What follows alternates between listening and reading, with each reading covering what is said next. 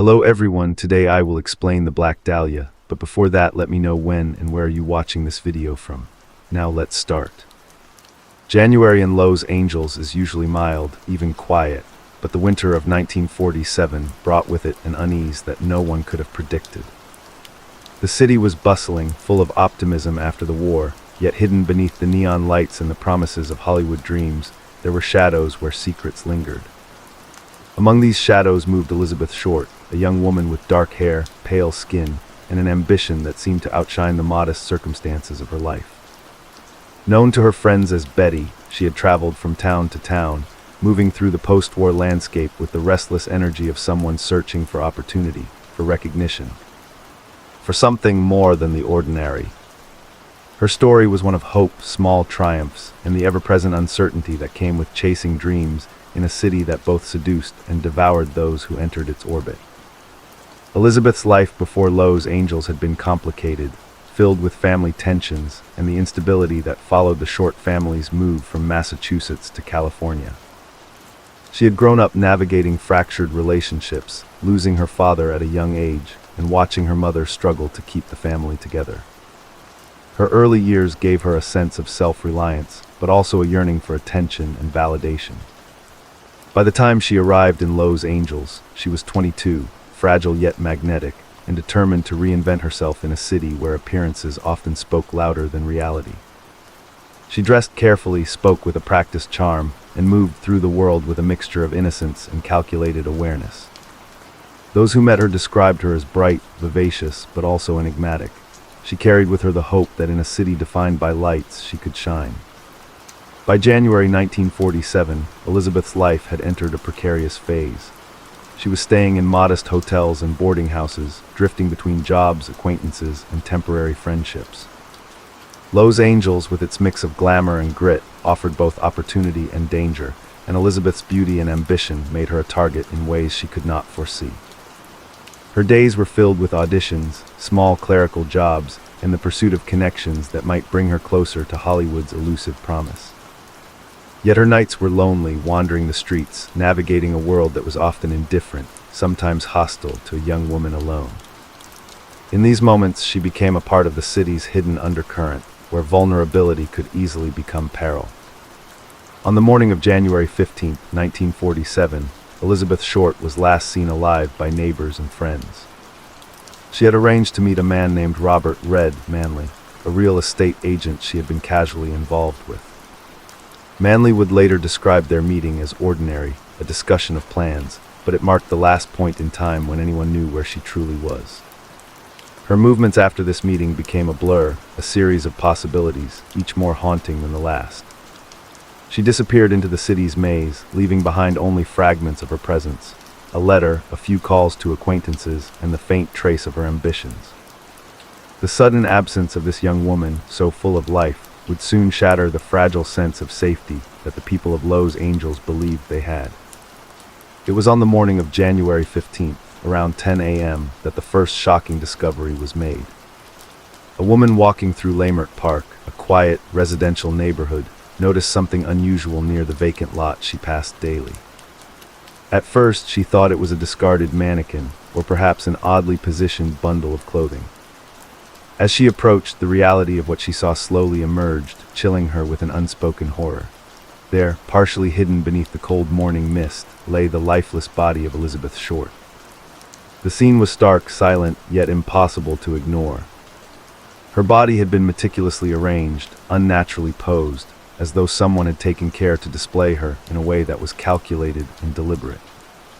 The serene morning air contrasted sharply with the grotesque spectacle before her eyes, and she stumbled back, trembling, before calling the authorities. When the police arrived, the scope of the crime became immediately apparent. Elizabeth Short had been murdered, her life taken with a precision that suggested more than a moment of rage. The investigators were confronted with a scene that was both horrifying and baffling. There were no signs of struggle in the immediate surroundings, no witnesses who could testify to seeing her being attacked. The mutilation and post-mortem arrangement of the body suggested a methodical mind at work, someone who understood how to manipulate both the victim and the scene. The case would quickly become one of the most infamous unsolved murders in Los Angeles history, a mystery that captured the city's imagination and would endure for decades. As the news spread through the city, the story of Elizabeth Short became larger than life. Newspapers raced to publish the details, and the public was both fascinated and horrified. The moniker Black Dahlia was born, a name derived from her dark hair, her enigmatic beauty, and the fascination with glamorous yet tragic women that pervaded the media. Reporters speculated endlessly about her life, her relationships, her motives for being in Los Angeles, and of course, the identity of her killer. The city, which had been quietly moving on from the hardships of war, was suddenly forced to confront a darkness lurking in its streets, a reminder that no one, no matter how vibrant or ambitious, was completely safe. Behind the sensational headlines, detectives faced an immediate and overwhelming challenge. The Los Angeles Police Department, already stretched thin, had to navigate a city filled with transient populations, incomplete records, and a media frenzy that both assisted and hindered their efforts. Every lead, from casual acquaintances to potential suspects, had to be examined, every alibi verified. The task was monumental, complicated by the fact that Elizabeth Short herself had left behind a life fragmented by movement, ambition, and secrecy. Her disappearance and death were not merely a crime scene. They were the unraveling of a young life full of contradictions. A puzzle that demanded understanding both her psychology and the broader social landscape of Los Angeles in 1947. Even in these early hours, patterns began to emerge that would haunt the investigation. The precision of the murder, the posed body, and the lack of physical evidence suggested a killer who was meticulous, possibly familiar with human anatomy or criminal investigation. Theories began to circulate among detectives. Was this a crime of passion, a professional execution, or the work of someone with deeper, darker obsessions? Each new detail raised more questions than answers, leaving the authorities grappling with a case that seemed designed to evade understanding. As the day wore on, the city held its breath, aware that the identity of the Black Dahlia's killer remained hidden, waiting somewhere among the millions of residents, yet no one knowing where. The first part of this story closes not with resolution, but with the chilling awareness that Elizabeth Short's life, once so full of hope and energy, had ended in a way that would echo through history.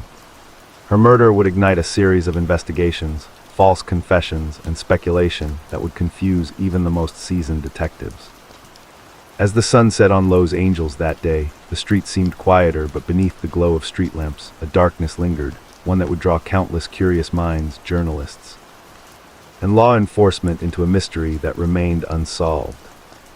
The question that would dominate the city and the nation was simple yet haunting. Who killed the Black Dahlia and why? And yet, the answers were not yet in reach. The investigation was just beginning, and the city of Los Angeles, with all its promise and peril, held secrets that would slowly, painfully unravel over the coming months. The story of Elizabeth Short was not just a crime. It was a window into a post-war city, a young woman's life cut tragically short, and a mystery that would forever blur the lines between fact, myth, and obsession. The investigation began under an intense and unforgiving spotlight. Within hours of the discovery, the Los Angeles Police Department realized this was not an ordinary homicide. Reporters crowded the streets, photographers pushed past officers, and rumors spread faster than facts. Detectives were forced to work not only against time, but against public pressure that demanded quick answers in a city that was not accustomed to unanswered questions. Elizabeth Short was no longer just a victim. She had become a symbol, and symbols create chaos. The crime scene in Leimert Park was examined again and again. Detectives walked the vacant lot slowly, measuring distances, studying the ground, and searching for anything that might have been overlooked. There were no tire tracks, no footprints that could clearly be tied to a suspect. This immediately suggested that Elizabeth had not been killed there.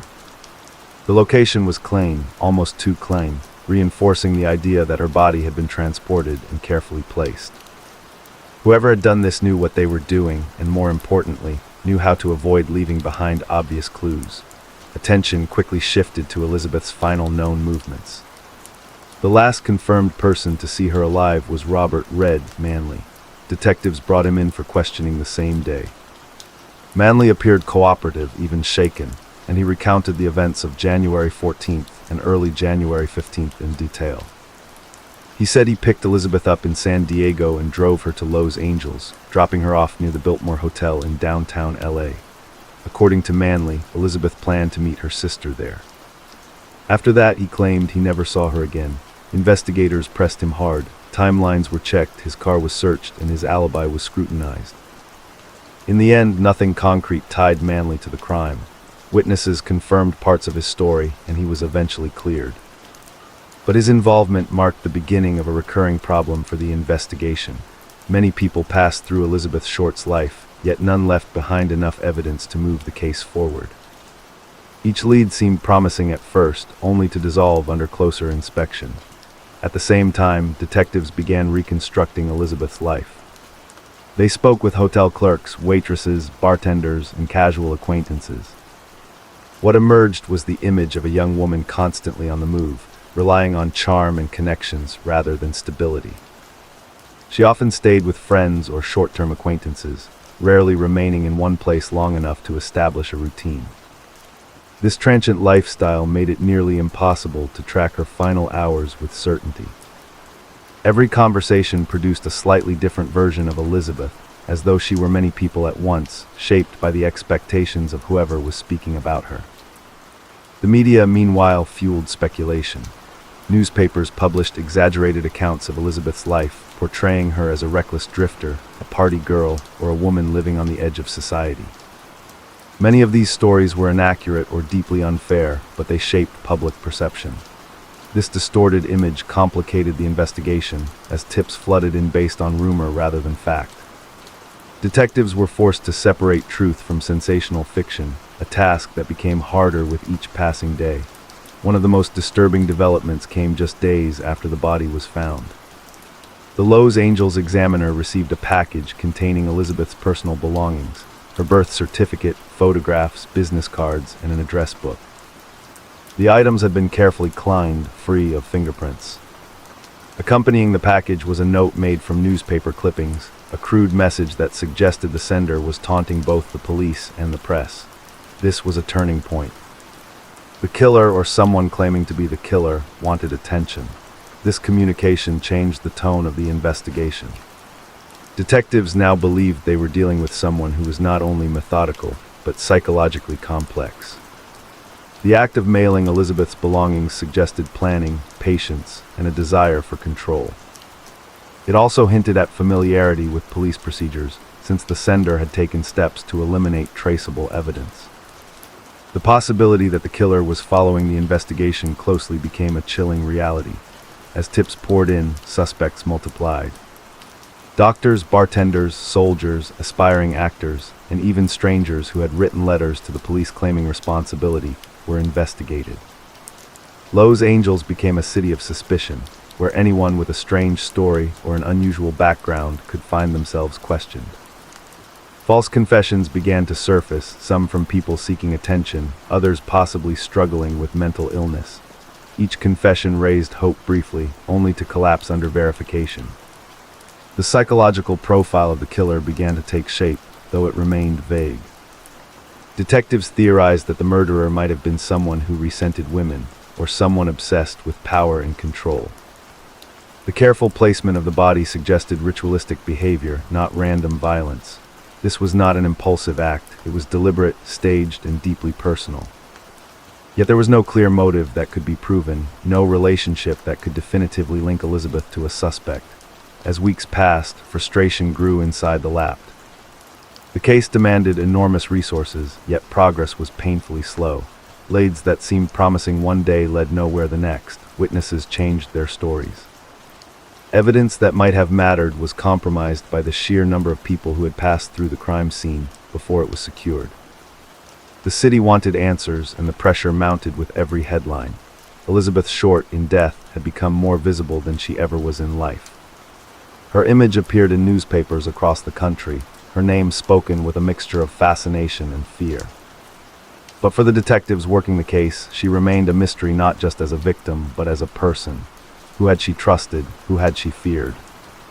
And in those final hours, had she known she was in danger? As Part 2 draws to a close, the investigation stands at a critical crossroads. The killer has reached out, proving intelligence and confidence. The media storm has grown louder, distorting facts and overwhelming police with noise.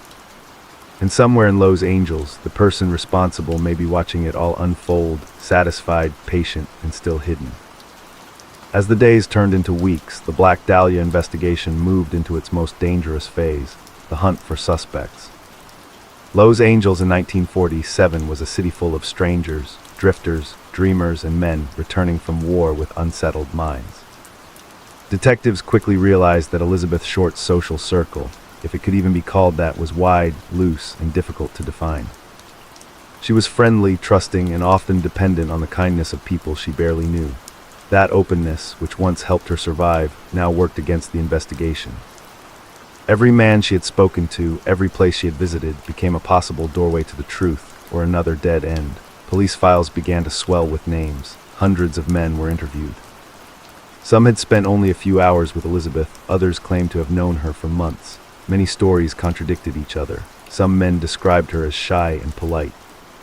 Others painted her as flirtatious and bold. These conflicting portraits made it difficult for detectives to understand her true personality, and without that understanding, motive remained elusive. One of the earliest categories of suspects involved medical professionals. The precision of the murder led investigators to wonder if the killer had medical training or anatomical knowledge. Surgeons, medical students, and even dentists were quietly questioned. Hospitals were asked to review staff records. Medical schools were contacted, yet no solid evidence emerged. The theory made sense on paper, but in reality, it rested on assumption rather than proof. Anyone with access to books or basic knowledge could theoretically mimic such precision. Still, the idea lingered, casting suspicion over an entire profession without delivering answers. Another line of inquiry focused on men Elizabeth had been romantically linked to, or at least rumored to be linked to. The media exaggerated many of these relationships, turning casual acquaintances into supposed lovers. Detectives, however, worked carefully to separate gossip from fact. They traced letters, questioned friends, and examined photographs. One by one, these men were eliminated, not because they were innocent beyond doubt, but because there was no evidence tying them directly to her final hours. Each clearance felt less like progress and more like another door closing. Then there were the confessions. Letters arrived daily at police stations and newspaper offices. Some were rambling, incoherent, clearly written by people seeking attention. Others were disturbingly detailed, enough to make detectives pause. One man turned himself in, claiming he had killed Elizabeth in a fit of rage. Another said he had been paid to dispose of her body. Each confession sparked brief hope, followed by disappointment when timelines failed to match or details proved inaccurate. The sheer number of false confessions became a case within the case, highlighting how deeply the Black Dahlia had entered the public imagination. Among all these names, a few stood out, not because of evidence, but because of how often they resurfaced. One such figure was a nightclub owner who had reportedly spent time with Elizabeth. He knew the city's underworld, had access to private spaces, and moved comfortably among people who valued secrecy. Detectives questioned him repeatedly. He denied involvement and provided alibis that could not be conclusively disproven. Without physical evidence, suspicion alone was not enough. Once again, the case stalled. The psychological strain on investigators grew heavier. They were chasing a ghost in a city that seemed designed to hide one. Every suspect looked plausible from one angle and impossible from another. Patterns that seemed clear would collapse under scrutiny, and always there was the unsettling sense that the killer was not afraid. The mailing of Elizabeth's belongings had proven that. Whoever was responsible was confident enough to step into the spotlight and step back into darkness without consequence. Meanwhile, the press continued to shape the narrative in harmful ways. Elizabeth Short was increasingly portrayed as reckless, immoral, and irresponsible. These portrayals subtly shifted blame onto the victim, suggesting that her lifestyle had somehow invited her fate. Detectives privately resented this narrative. They knew that regardless of how Elizabeth lived, she did not deserve what happened to her. But public opinion influenced priorities, funding, and pressure from city officials. The case became not just a search for justice, but a battle over how the victim would be remembered. Inside the lab, tensions surfaced. Different divisions pursued different theories, sometimes competing rather than collaborating. Some detectives believed the killer was a lone predator. Others suspected an organized effort, possibly involving more than one person. Without clear leadership or a unified theory, the investigation fractured. Valuable time slipped away as energy was spread across too many possibilities. Elizabeth's family watched helplessly from afar. Her mother read the newspapers, seeing her daughter reduced to headlines and speculation. Each new suspect raised hope, and each clearance reopened wounds. The family provided what information they could: letters, photographs, childhood details, anything that might help humanize Elizabeth and guide investigators toward someone who truly knew her. But the distance between Massachusetts and Los Angeles mirrored the emotional distance between the truth and those searching for it. By the end of this phase, one thing had become painfully clear. The Black Dahlia case was no longer just about solving a murder. It was about navigating a maze of lies, half-truths, and broken memories. The killer had succeeded in creating confusion, not just through the crime itself, but through the absence of clarity that followed. By early February 1947, the Black Dahlia investigation had become something far larger than a single murder case. It had turned into a citywide obsession. Los Angeles no longer slept the same way. People locked their doors tighter, looked twice at strangers, and whispered theories in diners and streetcars. For the detectives assigned to the case, there was no escape. Every morning brought stacks of new tips, letters, and phone calls. Most led nowhere, some led backward. A few, however, opened doors into places far darker than anyone expected. One of the most troubling realizations to emerge during this period was that Elizabeth Short had been deliberately erased before her death. Friends recalled how she rarely kept a permanent address, how she avoided official paperwork, how she lived lightly, almost as if she were preparing to disappear. Detectives began to wonder if someone had taken advantage of this instability, someone who knew she could vanish without immediate alarm. In a city full of transients, Elizabeth's absence might have gone unnoticed for days, even weeks, had her body not been so publicly displayed. Investigators returned again and again to the idea that the killer knew Elizabeth personally. This was not the act of a random attacker on a dark street. The lack of defensive wounds suggested trust, or at least familiarity. The methodical nature of the crime pointed toward planning, patience, and control. Someone had spent time with her, gained her confidence, and led her somewhere private. The question was where and how. This line of thinking pushed detectives toward locations rather than people. Abandoned buildings, private homes, medical offices, warehouses, any place where someone could commit such a crime without interruption. Los Angeles was expanding rapidly at the time, filled with half-finished developments and forgotten spaces. The city itself seemed to provide endless hiding places. Officers searched vacant properties, followed up on anonymous tips about screams heard days earlier, and investigated rumors of suspicious activity. Each search ended the same way: no usable evidence, no clear trail. Then, slowly, one name began to surface more often than the others, not because of physical evidence, but because of behavior. A man who seemed to insert himself into the investigation. A man who spoke about the case with unsettling familiarity. A man whose intelligence and arrogance made him both fascinating and dangerous. His name would not yet be made public, but inside police files it was underlined more than once. This individual was well-educated, articulate, and deeply interested in crime. He attended police briefings unofficially, spoke with journalists, and offered theories that were disturbingly close to the truth. He claimed to be helping. Some detectives found him useful.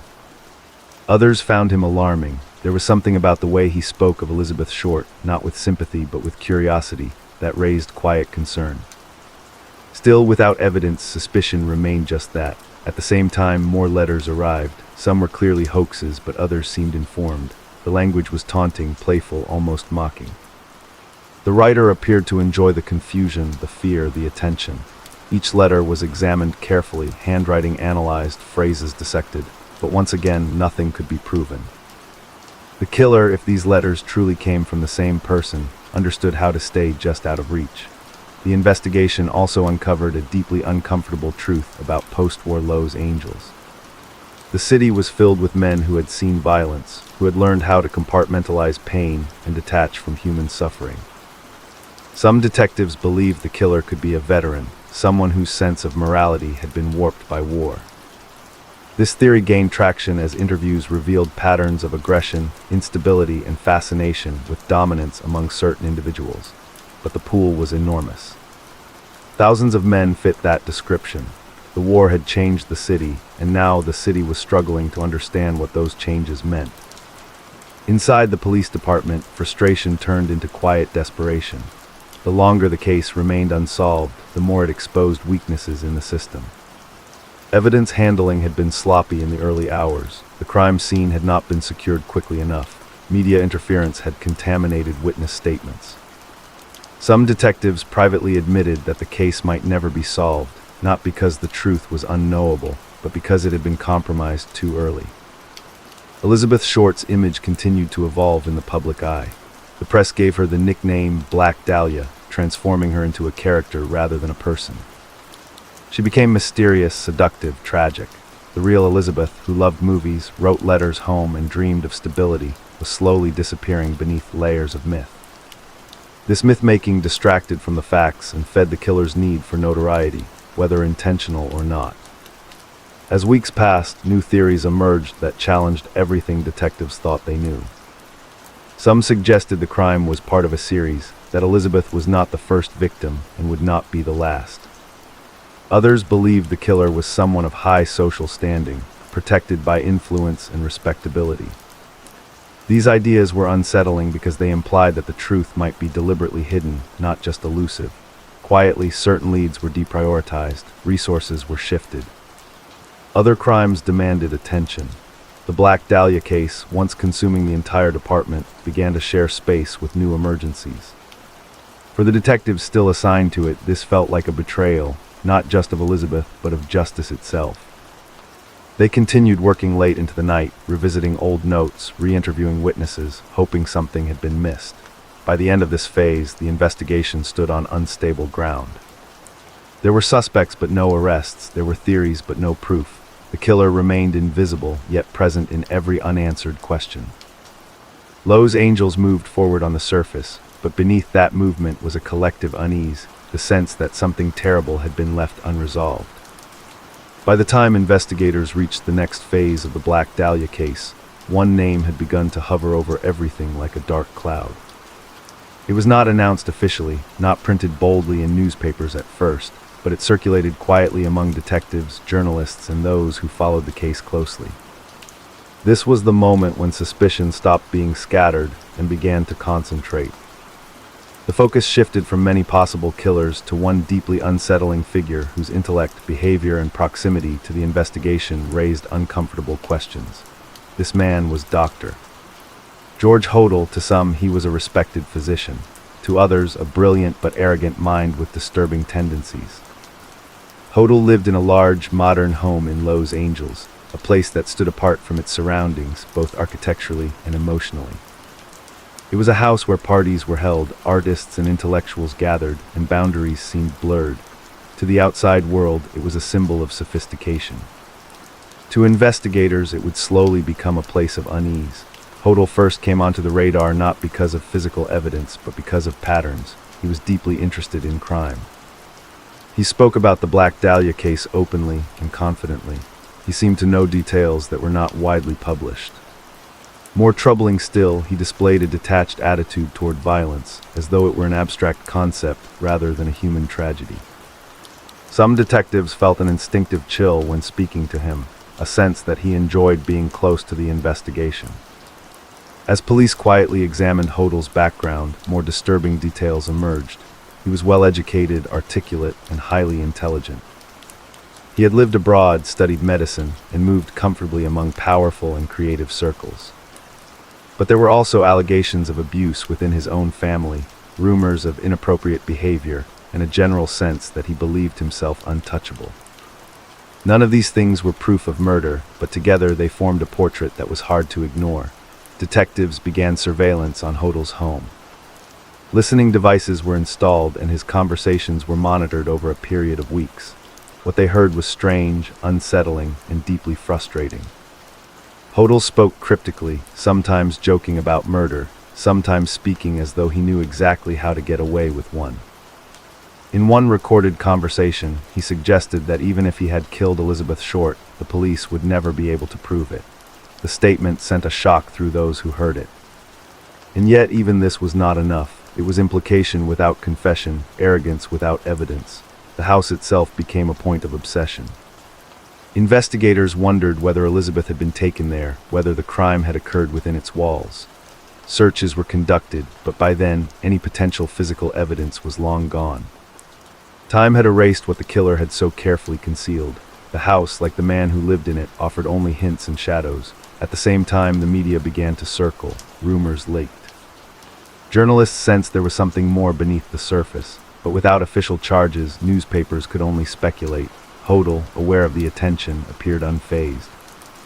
Some believed he enjoyed it. Others thought his calm was simply confidence born of privilege and intelligence. Either way, the imbalance was striking. The police were desperate for answers, while the man they suspected remained comfortably beyond their reach. Internally, the case grew tense. Some detectives were convinced Hodel was responsible. Others believed focusing on him was a distraction driven by intuition rather than fact. The department was divided. Pursuing Hodel aggressively risked public embarrassment if nothing could be proven. Letting him go risked allowing a killer to walk free. The decision-making process became cautious, political, and painfully slow. Meanwhile, Elizabeth Short's story faded slightly from headlines, replaced by newer crimes, newer scandals. But the obsession never truly disappeared. It simmered.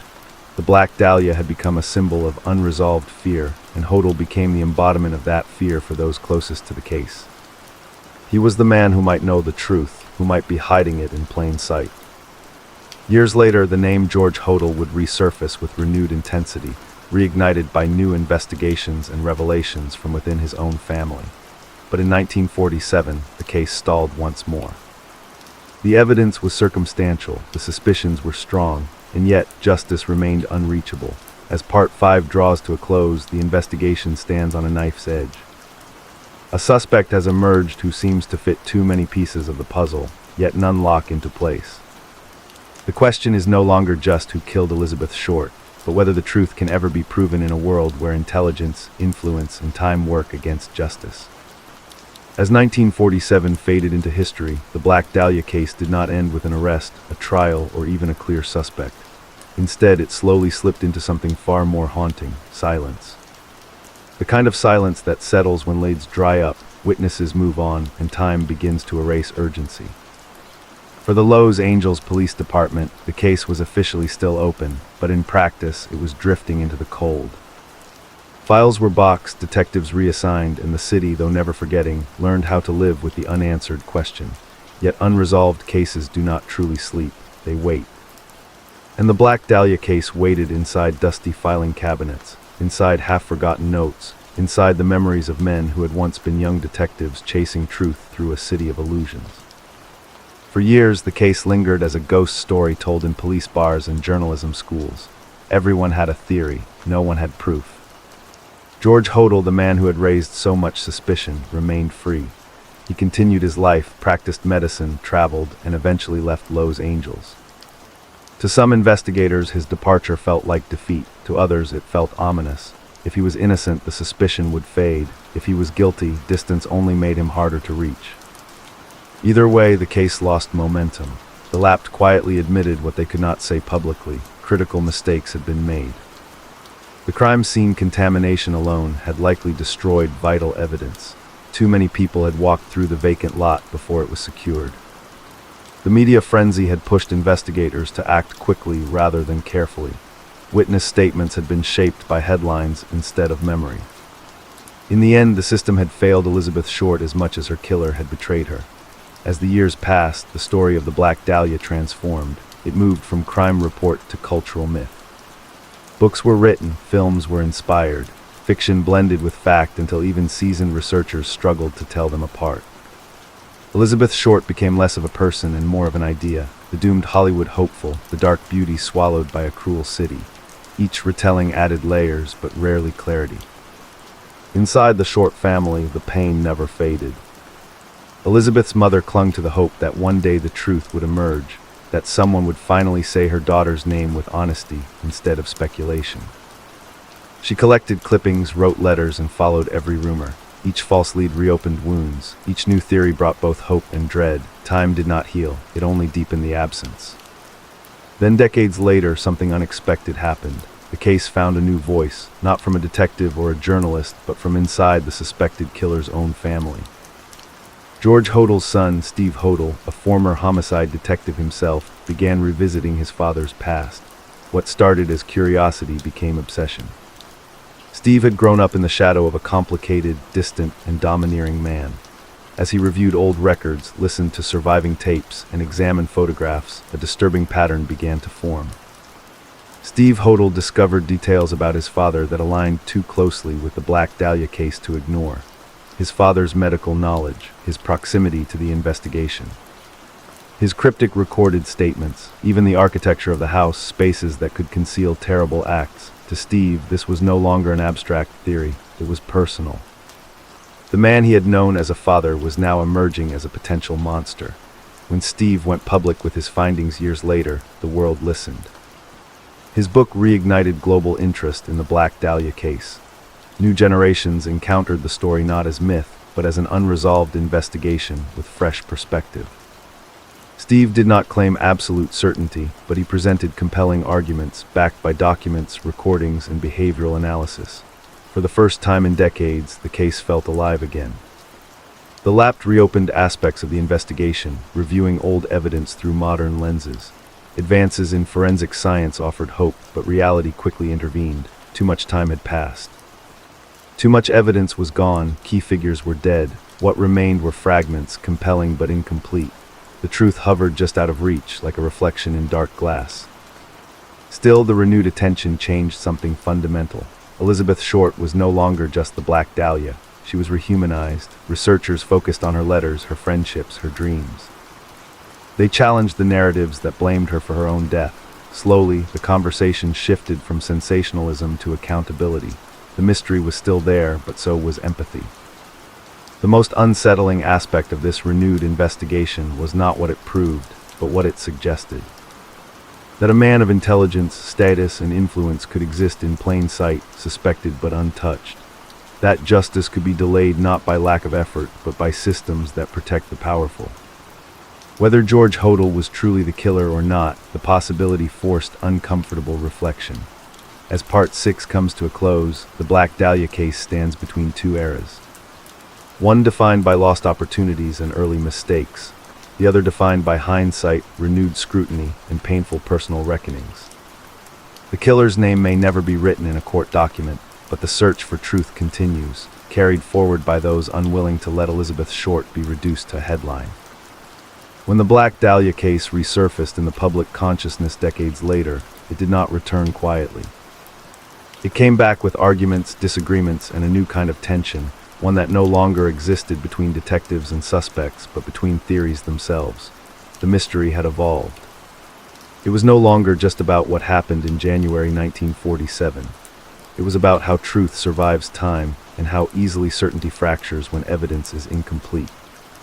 Steve Hodel's conclusions shook the foundation of the case, but they were not universally accepted. Almost immediately, critics emerged. Some were journalists. Others were historians, amateur sleuths, or retired law enforcement officers who had spent years studying the case. They argued that the focus on George Hodel, while compelling, risked narrowing the mystery too much. The Black Dahlia case, they said, had always resisted simple answers. These critics pointed to inconsistencies. They questioned whether Elizabeth Short had ever been inside Hodel's home. They challenged interpretations of the wiretap recordings, arguing that Hodel's statements were ambiguous rather than incriminating. A man boasting, they said, was not the same as a man confessing.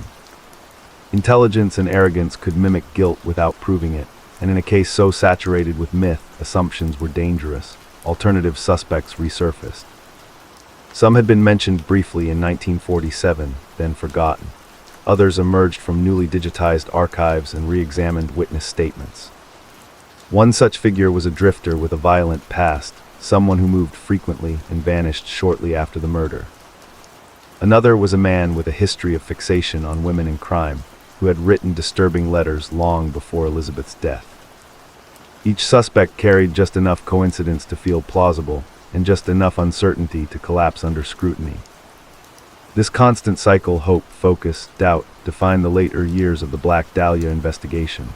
Every theory seemed strong until it was examined closely. And when it fell apart, it left behind not clarity, but exhaustion. The truth, if it existed in a single, provable form, seemed buried beneath layers of speculation accumulated over decades. What made the case uniquely frustrating was that many theories could be partially true without anyone being fully provable. Elizabeth Short may have trusted the wrong person. She may have encountered someone dangerous by chance. She may have been targeted deliberately, or she may have crossed paths with a predator already looking for an opportunity. Each scenario fit some evidence and contradicted others. The case became less like a straight line and more like a broken mirror, reflecting fragments from different angles. Meanwhile, the cultural weight of the Black Dahlia only grew heavier. Films, novels, and television shows borrowed her name, her image, her mystery. Some works were respectful. Others sensationalized her suffering.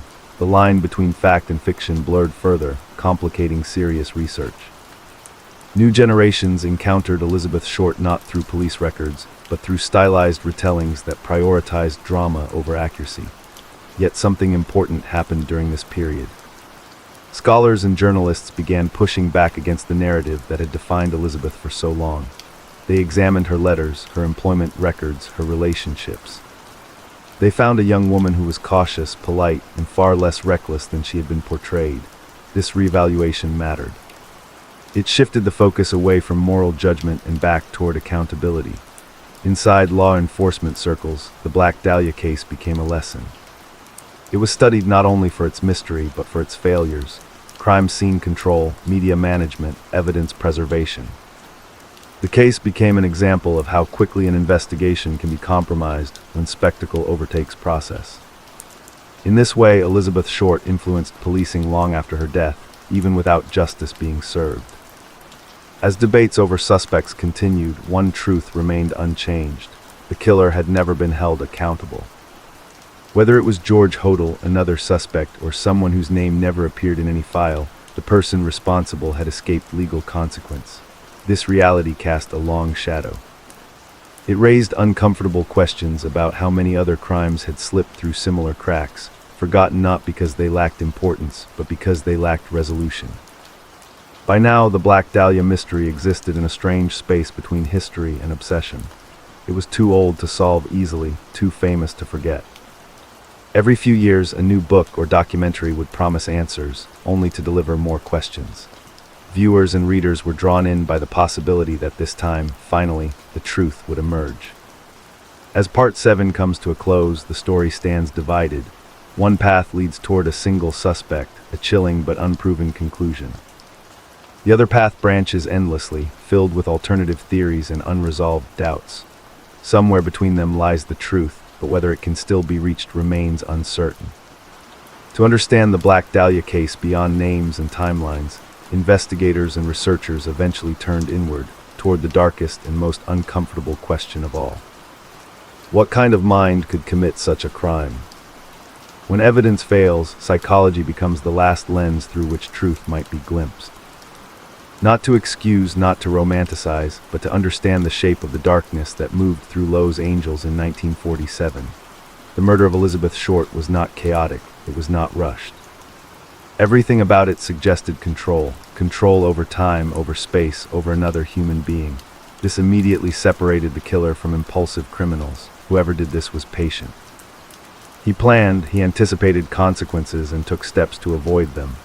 This was someone who felt powerful in secrecy, someone who believed intelligence could defeat justice. Psychologists studying the case later noted the significance of the body's placement. The vacant lot was not chosen randomly. It was visible but not busy, quiet but not hidden. The killer wanted the body found, but on his terms. This is a classic signature of someone seeking recognition without exposure. The act itself was private, the discovery was public. That balance suggests a person deeply invested in control and narrative. There was also the question of staging. The positioning of Elizabeth's body indicated intentionality, even symbolism. This was not merely disposal, it was presentation. In criminal psychology, this often points to a desire to communicate not directly but emotionally. Fear, shock, confusion. The killer was sending a message, not to a specific individual, but to the city itself. Then there were the letters. Whether all of them came from the true killer or not, at least some demonstrated insider knowledge. The tone was mocking, playful, superior.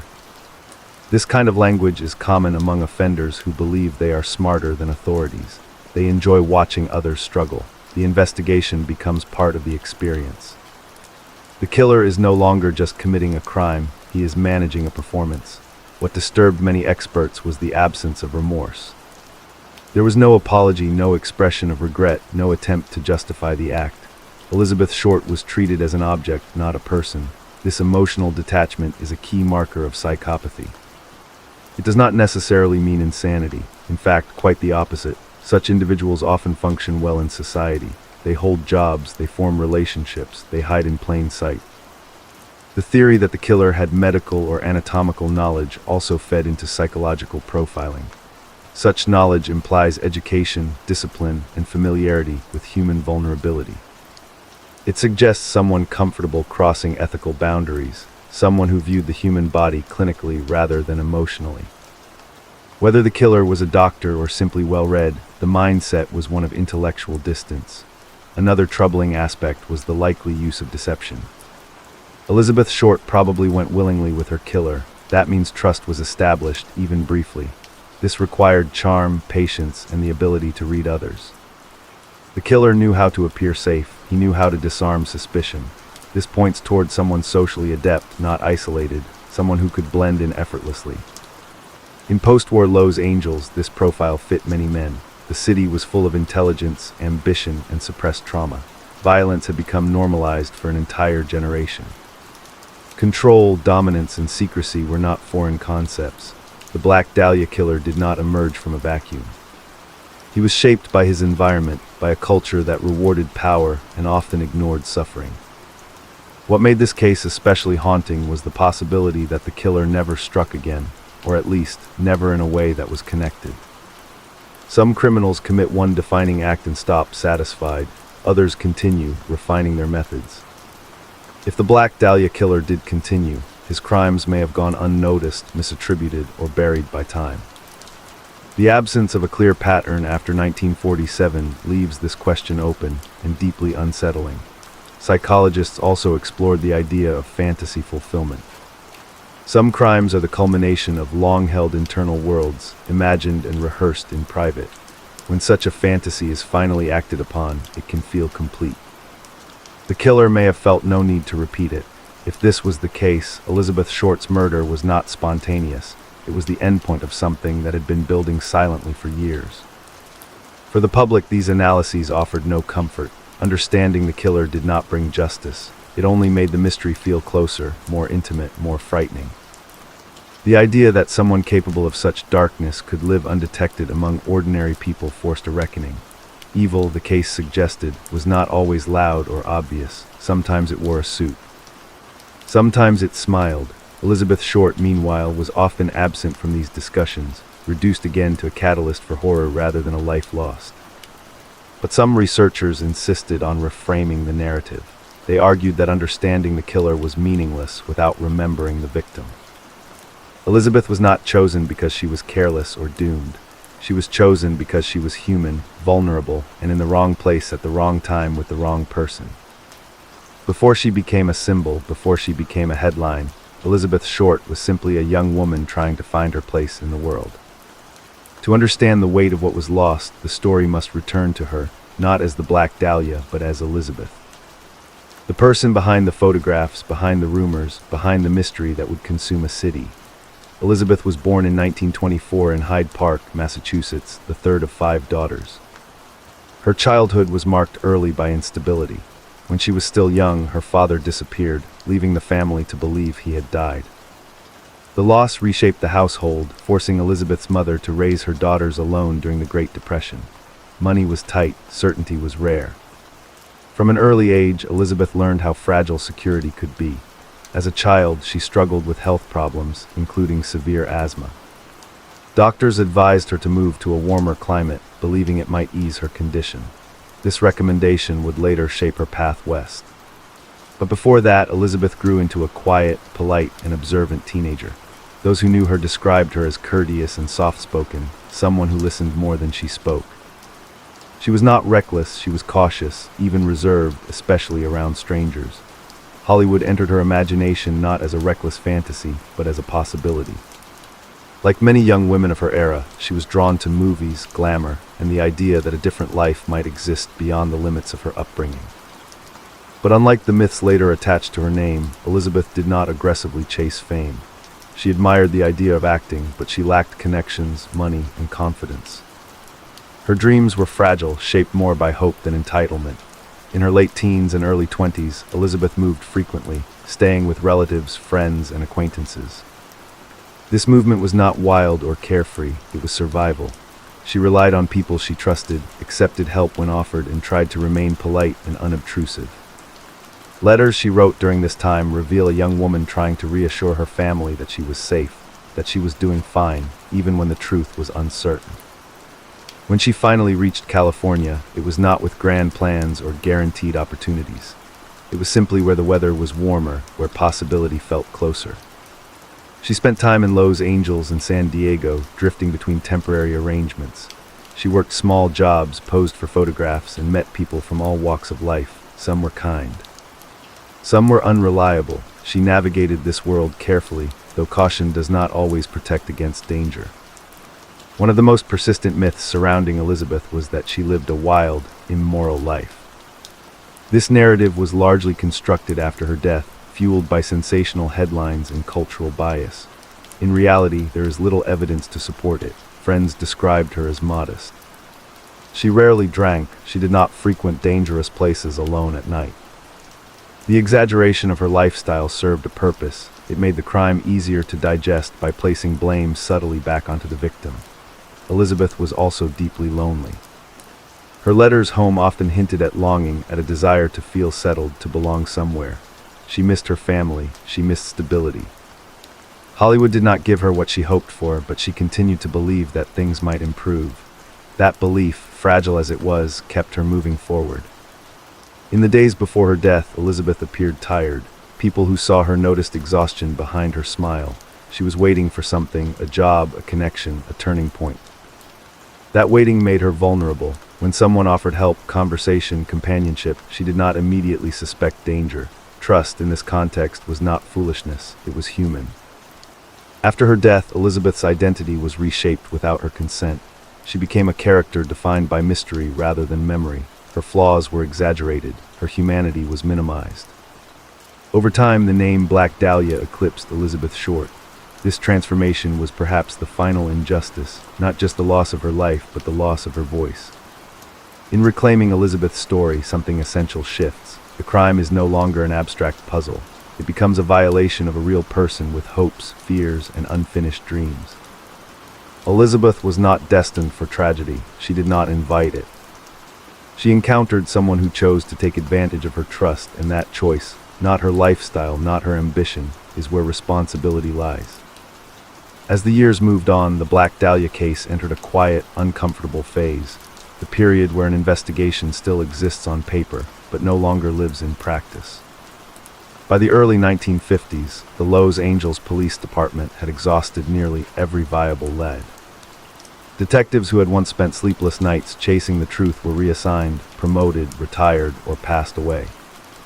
The case files remained thick and heavy, but the urgency that once fueled them had faded into routine. Officially, the case was never closed.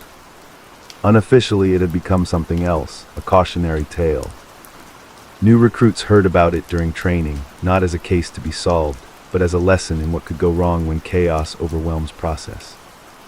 It represented the danger of media pressure, of early mistakes that could never be undone, of a crime scene lost before it was fully understood.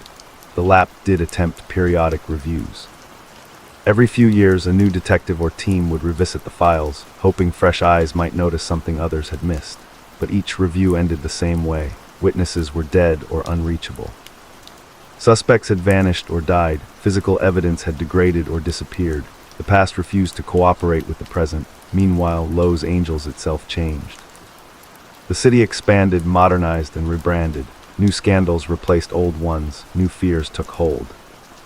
For younger generations, the Black Dahlia became a story their parents knew, something distant yet strangely familiar. It lingered in the background, surfacing in books, movies, and late-night conversations, never fully disappearing. For Elizabeth Short's family, the passage of time brought no resolution.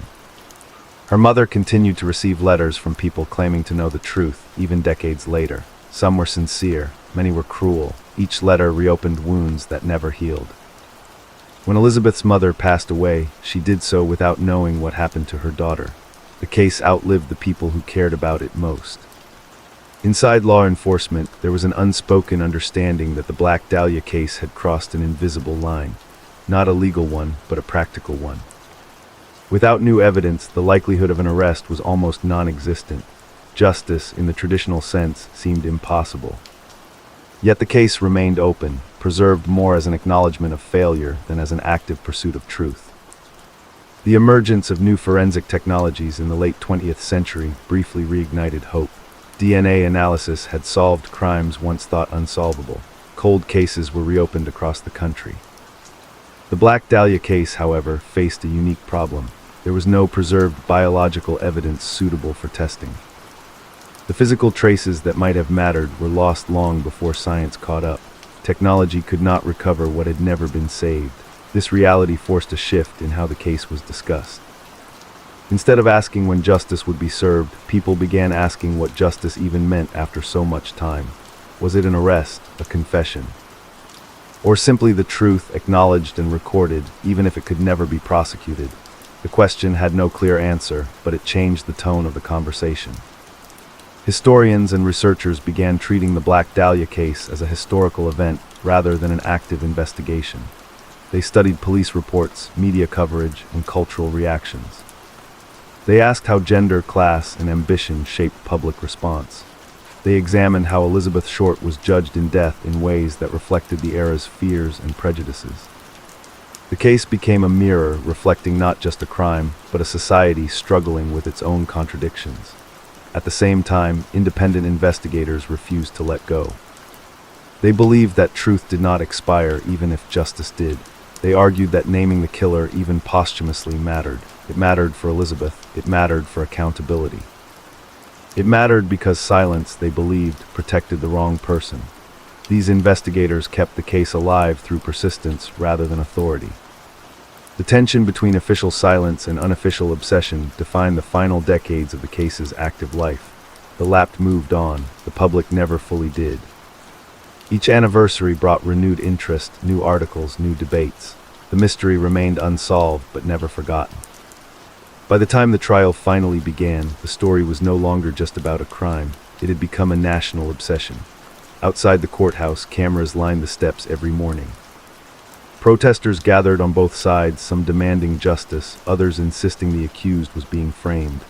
Inside, the atmosphere was suffocating. Every cough echoed, every glance was analyzed. This wasn't just a legal battle anymore. It was a referendum on truth, power, and trust in the system. The prosecution opened with confidence. They laid out a clean, chronological narrative: motive, opportunity, action, and aftermath. To the jury, it sounded airtight. Phone records placed the accused near the scene. Financial documents showed unexplained transactions days before the incident. Witnesses testified to heated arguments, threats that at the time had seemed meaningless but now sounded chilling in hindsight. Then came the evidence everyone was waiting for: a single object. Ordinary on its own, devastating in context. The prosecutor held it up slowly, letting the moment breathe. Jurors leaned forward, pens stopped moving. This was the kind of evidence that didn't just suggest guilt, it felt like guilt. But the defense was ready. They didn't try to overpower the prosecution's story. Instead, they poked holes in it, small ones at first. Inconsistencies in timelines, gaps in surveillance coverage, witnesses whose memories shifted subtly between statements. Experts who disagreed, not loudly but just enough to introduce doubt. And doubt was the defense's entire strategy. Then came the turning point. A witness the public barely remembered, mentioned once early in the investigation, was called to the stand. At first, their testimony seemed harmless, routine, almost forgettable. But under cross-examination, something cracked, dates didn't line up, locations shifted. A statement given years earlier suddenly didn't match what was being said now. The courtroom changed instantly. The defense attorney pressed harder, calmly, methodically. No shouting, no theatrics, just precision. And with each question, the prosecution's clean narrative began to blur. By the end of the day, no one was sure anymore. Was this a carefully constructed case built on solid facts? Or a story assembled after the fact, shaped to fit a suspect once investigators had locked onto them? The media exploded. Headlines flipped overnight. Analysts argued on live television. Social media turned toxic, with clips taken out of context and theories multiplying by the hour. Armchair detectives re-examined evidence that had already been dissected 100 times. And at the center of it all sat the jury, 12 ordinary people, now carrying an extraordinary weight. As the trial dragged on, something unexpected happened. The crime itself began to fade into the background. What took its place was a deeper, more uncomfortable question. Can the truth survive pressure? Pressure from the public, from politics, from the desire to close a case at any cost. When closing arguments finally arrived, both sides knew the verdict was anything but certain. The prosecution asked for trust, the defense asked for doubt. And sometimes doubt is louder than certainty. As the jury disappeared behind closed doors, the courtroom held its breath. Because whatever decision came next wouldn't just determine one person's fate, it would reshape how this case, and everything surrounding it, would be remembered forever. And the weight was about to become unbearable. The courtroom was silent when the jury returned, their footsteps echoing across the polished floor as if each step carried the weight of the city's curiosity. Reporters leaned forward, pens poised, cameras ready, while spectators held their collective breath, sensing that the next few moments would mark the end of an era, or perhaps the beginning of another kind of uncertainty. Every face in the room carried a story, a private fear, a hope, or a prejudice that had formed over months, years, decades of following the Black Dahlia case. The tension was not merely about one verdict, it was about justice, history, and the fragile intersection of both. As the foreperson read the decision aloud, each word seemed to stretch longer than it should, suspended in the air, weighed by expectation. Guilty, not proven. Each syllable echoed differently depending on whom it reached, and in that moment it became clear that no single verdict could ever satisfy everyone. To the family of Elizabeth Short, the decision felt like a reflection of justice delayed for decades, a symbolic gesture more than a resolution. For the accused, it meant that an entire life could pivot on a fragile balance between perception, memory, and incomplete evidence. For the public, it was both a climax and a reminder that the case they had consumed with such intensity was as much about society's fascination with darkness as it was about the murder itself. The verdict, whatever its phrasing, immediately became a lens through which the story of Elizabeth Short was refracted once again. Headlines captured the most sensational phrases, editorial boards debated the moral implications, and legal scholars dissected the finer points of procedure, jury influence, and evidentiary gaps. In the days following, the conversation shifted subtly. People no longer argued merely over who had killed Elizabeth Short, but over what her death represented, over the way a city, a justice system, and a culture had collectively failed her. The focus moved from a single act of violence to a network of societal oversights, media frenzy, and human frailty, underscoring that some crimes endure in the public imagination not because of the act itself, but because of the echoes they leave behind. Yet even in the aftermath of the trial, the uncertainty that had defined the case for decades refused to vanish. There were lingering questions about other potential suspects, theories that had never been fully explored, and evidence that had been lost to time. For every official document, there was a rumor. For every witness statement, a contradiction. For every expert testimony, a counterpoint. The truth, as so often happens in cases this old and this layered, had become elastic, stretching to accommodate competing interpretations, morphing depending on who was recounting it, and leaving those who had invested emotionally in the case with the uneasy realization that certainty might forever be out of reach. The case also began to occupy a new cultural space, one that blurred the lines between history, legend, and collective fear. Films, novels, podcasts, and documentaries revisited the story with renewed vigor, sometimes dramatizing events for narrative tension, sometimes painstakingly reconstructing timelines to honor the historical record. Each retelling reshaped public perception, reinforcing the idea that Elizabeth Short's death had transcended its immediate tragedy to become a kind of urban mythology.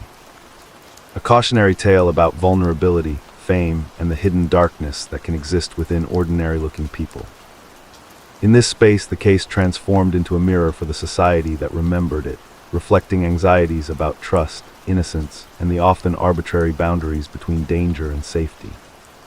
For those intimately connected to the investigation, the detectives who had worked tirelessly, the journalists who had covered every angle, and the family members who had never stopped searching, the aftermath was a study in endurance. Emotional scars persisted, complicated by decades of public scrutiny and private grief. Investigators grappled with what it meant to work on a case that had been both historically significant and personally haunting, knowing that every decision, every lead followed or dismissed, had contributed to a story that might never be fully resolved. Family members faced the delicate balance of preserving memory without letting obsession consume them, a task made more difficult by the case's immortality in public consciousness. Yet even amid this uncertainty, some threads offered faint hope. Modern forensic technology, archival research, and renewed investigative interest suggested that even decades-old mysteries could reveal new facets.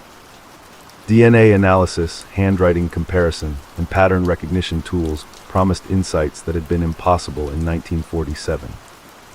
Though much evidence had been lost, the remaining fragments, the photographs, the letters, the surviving testimonies, offered a chance, however slim, to approach understanding in a way that earlier investigators could never have imagined.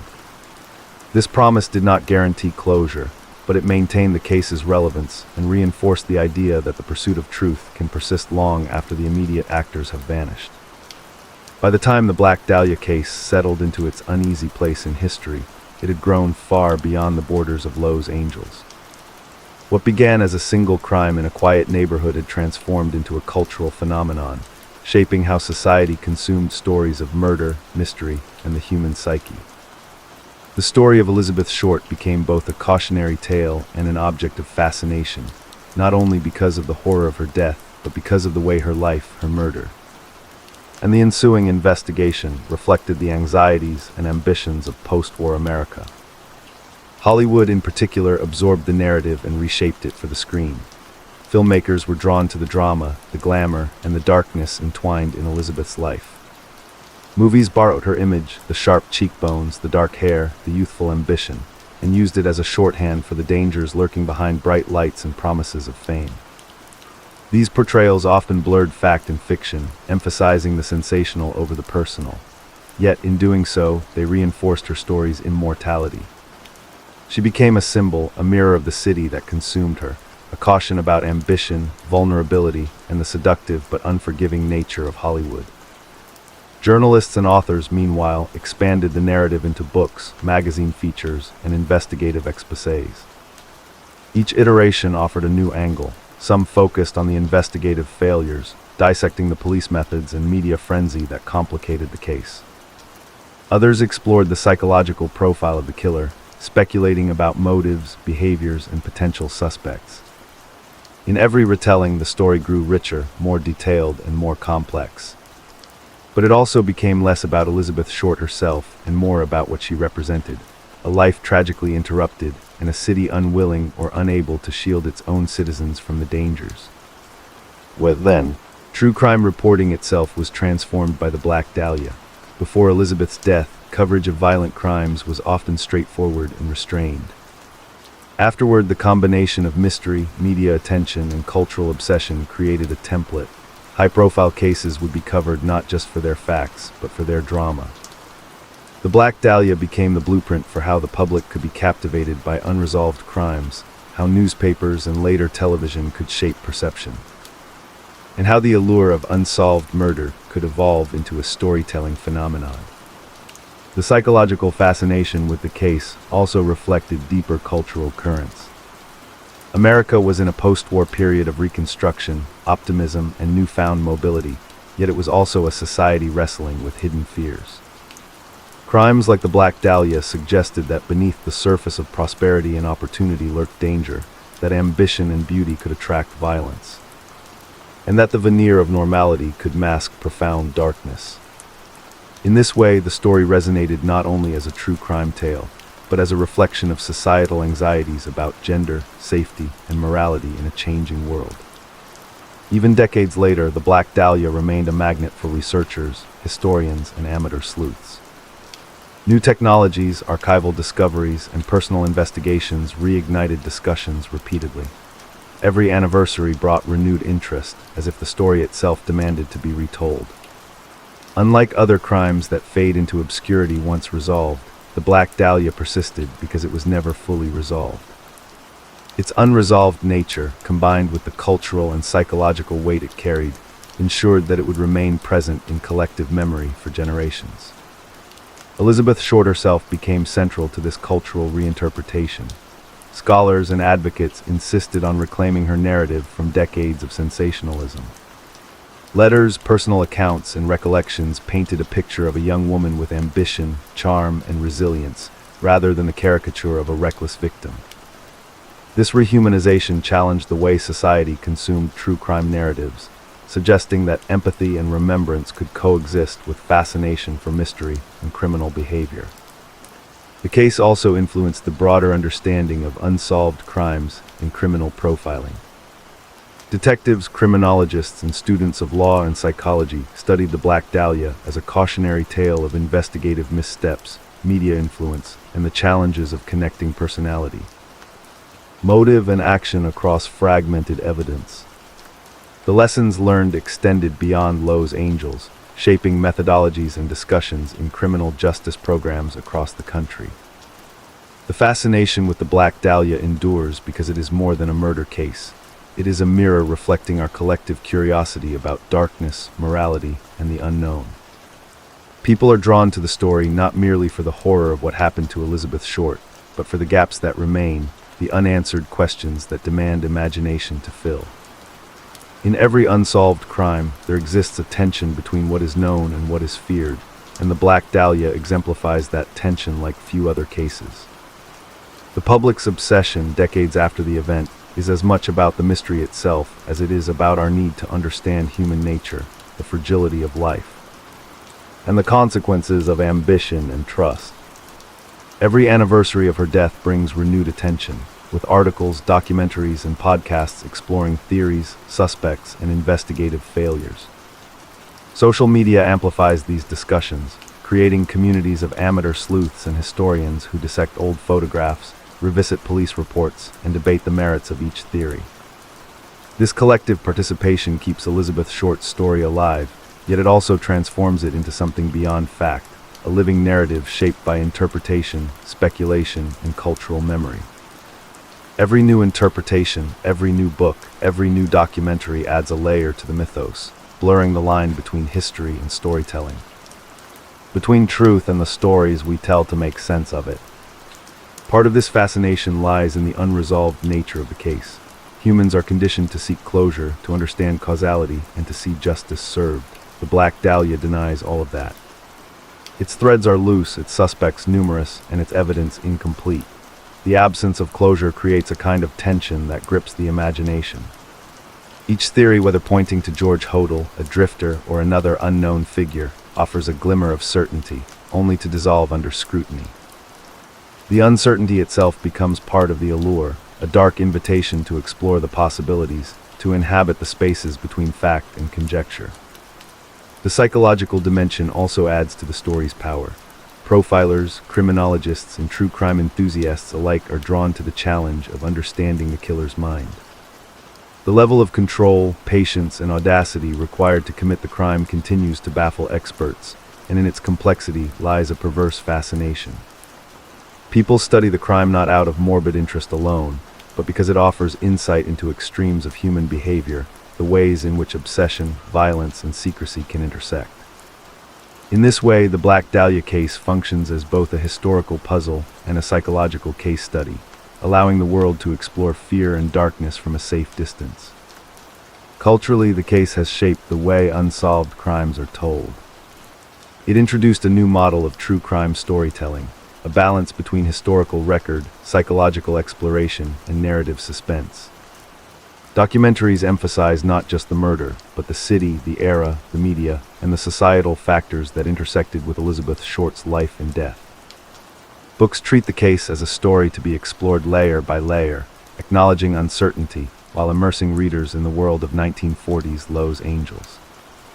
Each retelling perpetuates the fascination, ensuring that the story is never fully complete, never fully resolved. The Black Dahlia also serves as a cultural touchstone for discussions about gender and victimhood. Elizabeth Short, a young woman navigating ambition and vulnerability, became a canvas onto which society projected fears about women, safety, and morality. Over time, scholars, feminists, and historians have sought to reclaim her narrative, emphasizing her humanity over her victimhood. They remind the world that she was more than a photograph or a headline. She was a person with dreams, ambitions, and relationships. And her life should not be eclipsed entirely by the circumstances of her death. This reclamation adds depth to the fascination. It is not mere curiosity, but a desire to honor a life lost and explore the cultural forces that shaped her story. As the case persists in the public imagination, it also highlights the enduring power of myth in modern society. Unsolved mysteries like the Black Dahlia create a space where history, psychology, and storytelling intersect. They allow us to examine our collective fears, to test our ideas of justice and morality, and to confront the uncomfortable notion that some questions may never be answered. In this way, Elizabeth Short's story is both unique and universal, a single tragedy that resonates far beyond its immediate context, haunting the imagination of generations who seek meaning in the darkness left behind. Decades have passed since the day Elizabeth Short was found in that vacant lot in Los Angeles, yet her presence continues to echo through the city, the country, and even the world. The Black Dahlia case has become more than a crime. It has become a touchstone, a story that reminds us how fragile life can be, how easily innocence can be exploited, and how the passage of time cannot erase the impact of a single act of violence. Elizabeth Short's life, though tragically cut short, has endured in ways her contemporaries could never have imagined, inspiring reflection, research, and even artistic expression across generations. Her legacy is complicated. She is remembered in photographs, in letters, in old newspaper clippings that seem almost sacred in their preservation.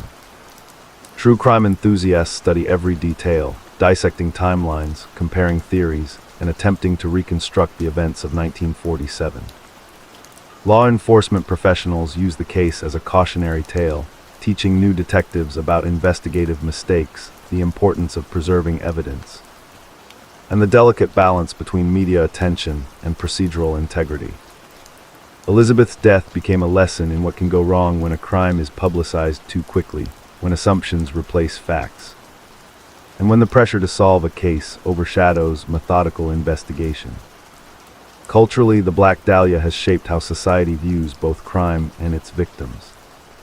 Films, novels, and documentaries continue to explore her story, but there has been a shift in focus over the years. No longer is she simply the Black Dahlia, a figure of intrigue and morbidity. She is now also remembered as Elizabeth Short, a young woman with dreams, ambitions, and potential that were stolen from her. Scholars, feminists, and historians have worked to reclaim her narrative, emphasizing her humanity over her victimhood and challenging the media narratives that sensationalized her death. This effort is a recognition that while her murder shocked the world, her life mattered just as profoundly. Even unsolved, the case has had a lasting influence on the field of criminal investigation. The idea of profiling, understanding a killer's psychological makeup, and analyzing patterns of control and obsession has become standard in modern law enforcement, in part because of cases like this. The Black Dahlia forced investigators to consider the possibility of a highly organized, meticulous offender, someone who could operate undetected, and who might even engage with the media to manipulate perception. These lessons continue to inform how police approach serial crimes, cold cases, and high-profile investigations decades later. The fascination with the case also speaks to a universal truth about human nature. We are drawn to mystery, to darkness, and to stories that challenge our understanding of morality and justice. The unanswered questions, the identity of the killer, the motives, the choices that led to her death, create a tension that keeps the story alive. People want resolution, but perhaps more profoundly, they are compelled to wrestle with uncertainty, to explore the boundaries of what is known and what can only be imagined. The Black Dahlia endures because it occupies that rare space where history, psychology, culture, and myth intersect. Elizabeth's memory, preserved in part through storytelling, in part through historical records, and in part through collective imagination, is also a warning. It reminds us of the consequences of indifference, the dangers of gossip and sensationalism, and the importance of empathy for victims of crime. Her life may have ended violently, but the care with which her story is now treated ensures that she is remembered with dignity and humanity. Each new generation that encounters the story is given the opportunity to reflect not just on the horror of the crime, but on the value of life, the fragility of trust, and the enduring need for justice, even when that justice is delayed or denied. As this story of the Black Dahlia concludes, it is not simply an account of a murder, but a meditation on loss, culture, and memory. Elizabeth Short lives on, not only in the historical record, but in the fascination and empathy of those who remember her. The vacant lot where she was discovered, the newspapers that chronicled her death, the photographs that captured her image, all of it forms a tapestry that tells us who she was and why her story continues to resonate. Though decades have passed, the city, the world, and the human imagination have refused to let her fade. The Black Dahlia case, unsolved, haunting, and endlessly compelling, remains a testament to the enduring power of story. It is a reminder that while time may pass and details may blur, the memory of a life taken too soon, and the questions it leaves behind, can shape culture, law, and consciousness for generations. Elizabeth Short's story, her life and death, continues to demand attention, reflection, and respect, ensuring that even in mystery, her presence remains undeniable, permanent, and unforgettable.